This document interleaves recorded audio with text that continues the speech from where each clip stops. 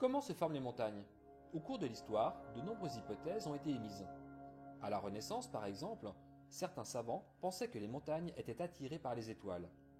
Au XIXe siècle, d'autres pensaient que la Terre se ratatinait comme une vieille pomme qui se ridait. Aujourd'hui, les scientifiques ont mis au point une théorie qui explique la diversité des reliefs sur Terre.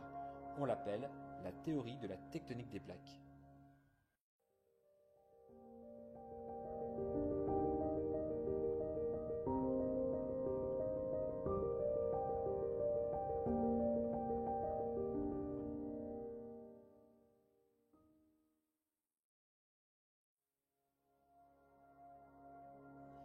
Depuis les années 1970, les géologues ont mis au point une théorie, la tectonique des plaques, pour expliquer la grande diversité des reliefs sur la Terre.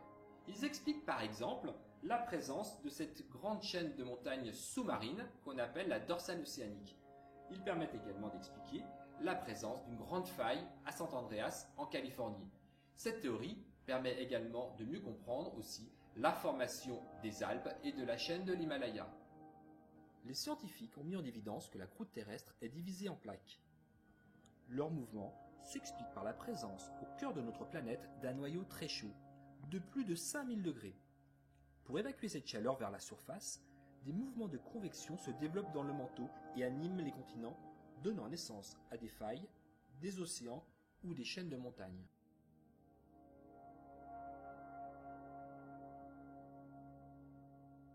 Ce coquillage fossile, appelé ammonite, a été retrouvé en altitude.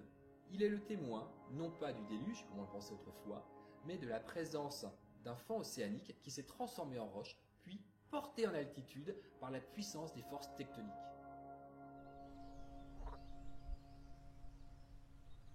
Nous voilà devant l'impressionnante paroi rocheuse du Mont Granier, dont le sommet culmine là-haut au niveau de la croix à 1933 mètres. Cette montagne, en fait, elle est constituée de roches sédimentaires qui se sont accumulées pendant des centaines de millions d'années. Et on peut observer donc ces roches sédimentaires, ces strates, de la base au sommet, et elles sont ici quasiment horizontales. Cette montagne, elle témoigne de l'histoire tectonique de la planète, qui est une histoire tectonique qui a débuté il y a 250 millions d'années, pour le coup ici, avec la dislocation du continent unique, la Pangée, l'ouverture de ce continent avec la formation d'un océan, l'océan Thétis, qui a aujourd'hui disparu. Géologiquement, les Alpes sont une chaîne de montagnes très jeune, à peine 35 millions d'années, ce qui au niveau de l'histoire de la Terre, effectivement, ne représente pas grand-chose. C'est une chaîne de montagnes, elle est toujours en formation avec la remontée de la plaque tectonique africaine vers la plaque tectonique européenne. Pour preuve, le sommet du Mont Blanc qui gagne à peu près 1 mm d'altitude par an. Contrairement aux idées reçues, les montagnes ne sont pas éternelles. En Bretagne, les monts d'Arrée constituaient une chaîne de montagnes avec des sommets supérieurs à 8000 mètres d'altitude il y a plus de 500 millions d'années. Aujourd'hui, le jeu de l'érosion les a fait complètement disparaître. Dès leur formation, les montagnes subissent l'action lente et continue des agents d'érosion. Éroder, cela signifie user et ronger. Pour les géologues, ce terme est constitué par 3 étapes: la libération des débris, le transport et les dépôts.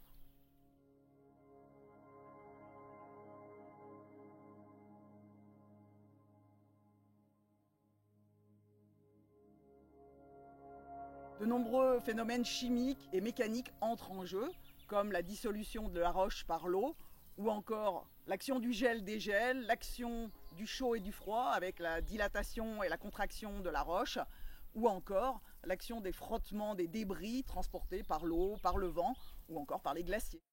Ce processus est responsable de la présence sur Terre de reliefs insolites comme le Grand Canyon, né de l'érosion fluviale, de la formation d'arches naturelles comme Pont d'Arc sur l'Ardèche, de cheminées de fées, ou encore de blocs monolithiques tels le mont du pain de sucre au Brésil. La vitesse d'érosion dépend de la nature de la roche, de la pente, mais aussi des conditions climatiques dans lesquelles se trouve ce lieu. Mais bien sûr, ces phénomènes se comptent en millions d'années. Ici, au Granier, vous pouvez y découvrir un karst. Un karst, c'est l'ensemble des formes d'érosion liées à l'eau et qui se trouvent dans les massifs calcaires. Donc ici au Granier, on va y retrouver des dolines, des lapias, mais aussi des centaines de kilomètres de galeries souterraines. Ces agents d'érosion peuvent aussi provoquer des phénomènes brutaux qui sont alors visibles à l'échelle humaine, notamment des éboulements ou bien des glissements de terrain. Notre numéro consacré à la formation des montagnes est désormais terminé.